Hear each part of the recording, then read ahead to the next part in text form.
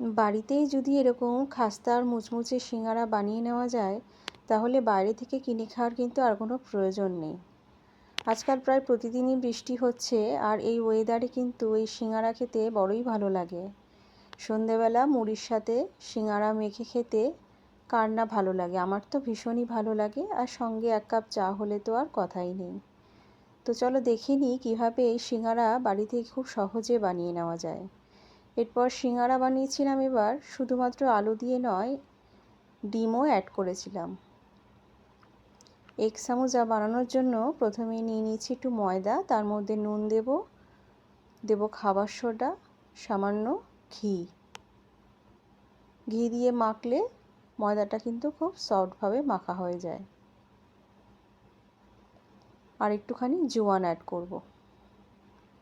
খুব ভালো মতো ময়ম দিয়ে হালকা হালকা জল দিয়ে একটু টাইট করে ময়দাটা মেখে নেব। একেবারে জল দিয়ে দিলে ময়দাটা পাতলা হয়ে যেতে পারে, তখন কিন্তু সিঙ্গারা খেতে ভালো লাগবে না। তাই আস্তে আস্তে জল দিয়ে একটু টাইট করে ডো বানিয়ে নেব। একটু শক্ত করেই মাখবো, কারণ ময়দাটা অনেকক্ষণ রেস্টে রেখে দিতে হবে।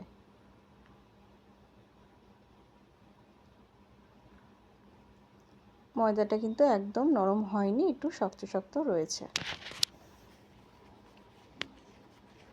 এটাকে রেস্টে রেখে একটু ডিম আর আলু সেদ্ধ করে নিয়েছি। এর জন্য আমি নিয়েছি 2টো ডিম আর 2টো আলু।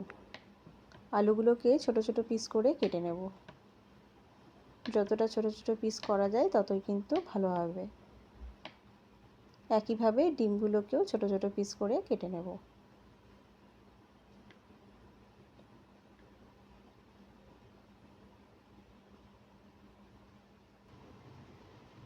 কড়াইতে তেল নিয়ে নিয়েছি, ফোড়নে দিয়েছি কালো জিরে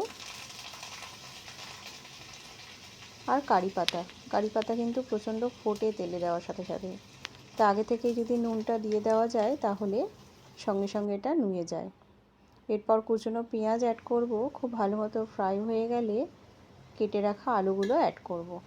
আগে থেকেই যেহেতু নুন দিয়ে দিয়েছি, তাই সামান্য হলুদ দিয়ে খুব ভালো মতো আলুর টুকরোগুলো ফ্রাই করে নেব। মশলার মধ্যে দিয়েছি কাশ্মীরি রেড চিলি পাউডার আর সামান্য গোলমরিচ গুঁড়ো। খুব ভালো মতো ফ্রাই হয়ে গেলে ডিমের টুকরোগুলো এর মধ্যে দিয়ে দেব। এরপর আলু আর ডিম খুব ভালো মতো কিন্তু মাখিয়ে নিয়ে ফ্রাই করতে হবে। আরেকটা মশলা এর মধ্যে অ্যাড করব, যেটা বানিয়েছি আমি গোটা জিরে, গোটা ধনে আর গোটা শুকনো লঙ্কা খোলা তাওয়ার মধ্যে একটু সেঁকে নিয়ে ঠান্ডা হয়ে যাওয়ার পর ব্লেন্ডারে ব্লেন্ড করে নিয়েছি, জল ছাড়া। তো এটা যে কোনো রান্নাতেই কিন্তু পরেও অ্যাড করা যেতে পারে, তাই আমি বেশি করেই বানিয়ে রাখি। তো এটাই আমি 2 চামচ অ্যাড করেছি। এরপর মাখা মাখা হয়ে গেলেই নামিয়ে নেব।